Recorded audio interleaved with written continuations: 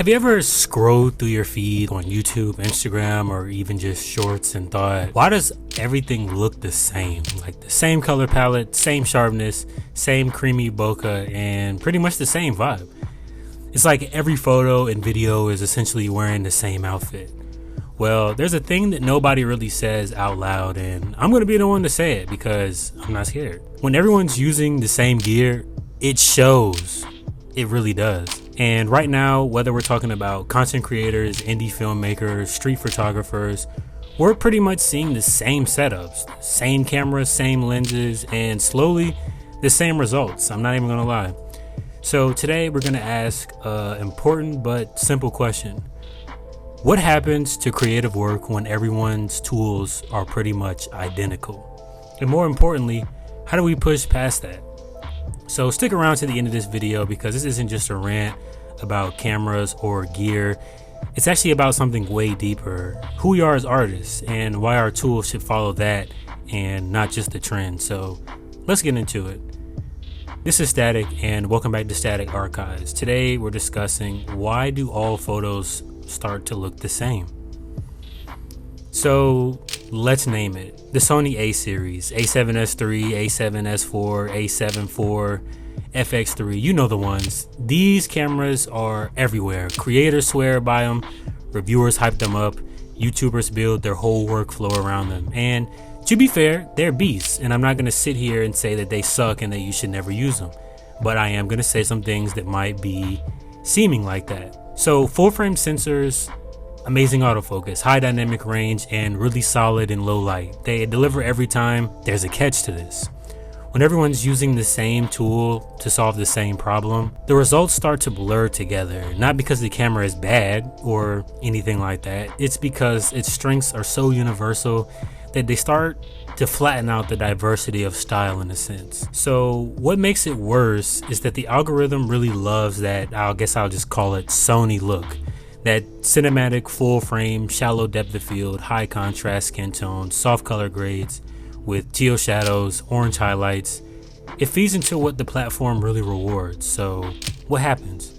Creators start shooting for the algorithm. They buy gear for what performs and not necessarily what expresses. And just like that, the loop begins. Everyone's using the same cameras, chasing the same look, and feeding the same feed. But before we go any further, if this is something that's hitting for you, or maybe if it is pissing you off, let's talk about it. If you're into conversations that go past the specs and into why we shoot the way we do, hit that subscribe button because this channel is going to be the hub for debate. And if you want to support more of the deeper dives, I drop extra content and you'll get a special shout out if you become a member on my Patreon. That's just your way of supporting the channel, no sponsorships or anything like that. So appreciate it if you check that out, links in bio. So let's get back into it because here's the real issue. When your tool defines your style, you stop making intentional choices. So really let that sink in for a second. Style should come from your vision and your way of seeing and telling a story. But when your camera does so much for you in terms of your exposure, color, autofocus, stabilization, you're not necessarily making decisions anymore. You're just capturing what the tool has already been optimized to give you. And there's nothing wrong with that until you realize your work looks like everyone else's. However, for some people, this may be the goal, just to look as if you're good enough to hang with some of the best or even just people that you looked up to. While for others who are really truly into the art space, this isn't really a good look. So let's just say you're watching a dozen YouTube travel videos. Different people, different locations, but visually they all hit you with the same 24 to 70 mil lens, wide open f2.8 bokeh look, soft highlight rolls, a gimbal glide, and graded to the same teal and orange LUT essentially. You're not gonna consciously notice it, but your brain does, and it all blends in. And over time, that sameness makes it harder for any one creator to stand out. Not because they're not talented or anything, or because their skills aren't better than the next person, more so because their tools are putting them in the same sandbox as their local creators or fellow friends. So here's where the deeper layer kicks in.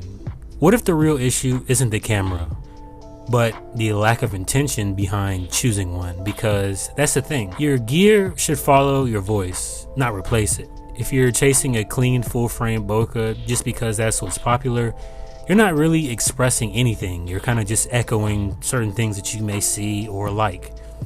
But if you say, I'm choosing this specific sensor, this lens, this color profile, because it helps me say this, now we're talking, and now I feel like I can give you a lot more credit. So this is when tools become instruments and not templates. And in a world where creative work is starting to feel a lot more algorithmic, intention really is the key to standing out and succeeding in your own way. So one of the sneakiest traps in all this, well, the idea that upgrading your gear equals upgrading your creativity, because that's just simply not how it works.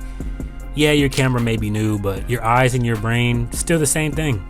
If your choices don't change, your images won't either. Just like shooting on an A7S III, it doesn't automatically mean cinematic.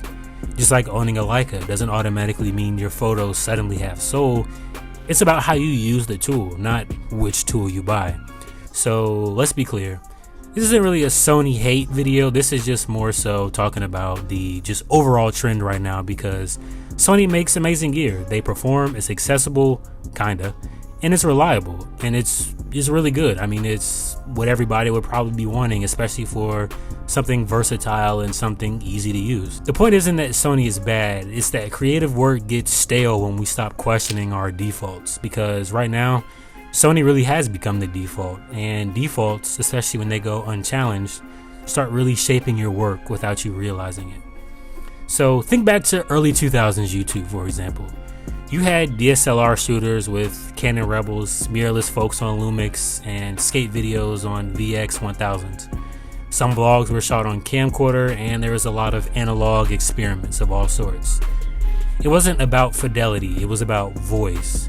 Now, the baseline is so high that style has pretty much flattened. We've traded visual personality for visual perfection, and the trade-off isn't always worth it, in my opinion. The answer isn't really to switch brands, I would say, because Sony hasn't done anything wrong and there's no reason to direct hate towards them. The answer is really to get curious and start asking things like, what visual language do I actually resonate with? What camera supports that, even if it's not the most trendy one? What lens makes me see differently, or what limitations can help me make more intentional choices? Sometimes the best gear isn't the newest, and it's the one that introduces friction, because friction forces decisions, and decisions leads to your style being curated. So you can still shoot Sony, you can still use full frame, that's not the issue here. What matters is really how you use it, and if you're going to use the same camera as everyone else, then shoot it like nobody else would. Challenge the autofocus, stop down the lens, maybe light it more or move it differently. Grade away from the trendy LUTs that you always see, or find weird focal lengths that break symmetry. Push the tool outside of its comfort zone, or even out of your own comfort zone, because that's how you reclaim your authorship in anything that you're creating. So at the heart of this, in my opinion, just leaves you with one question, and that question is, am I making work that reflects me, or am I just following a system that works? Because if all of our work starts to look the same, even if it's sharp and pretty well exposed, then what are we actually saying? Great work doesn't just look good. It feels like someone made it on purpose, and that should be your real goal. It's cool that cameras are getting better, but better tools don't make better artists. Better choices do. And in a creative landscape where the default look is really taking over, the most important thing you can do isn't to upgrade your gear, it's to upgrade your intention and to upgrade your vision. So let's open it up. What camera are you using right now, and why? Not what it can do, not what it costs, but what does it let you say? Drop it in the comment section down below. I want to hear what tools you're using and how you're able to bend them to your will. And if this video made you think a little different about your gear, hit that subscribe button or drop a like on this video. And of course, I appreciate you for watching. Again, if you want to become a member and get a special shout out, check my description below. And also, if you want to follow me on social media, you can keep up with me there. And of course, I appreciate you for watching. I'll catch you all in the next one. Peace.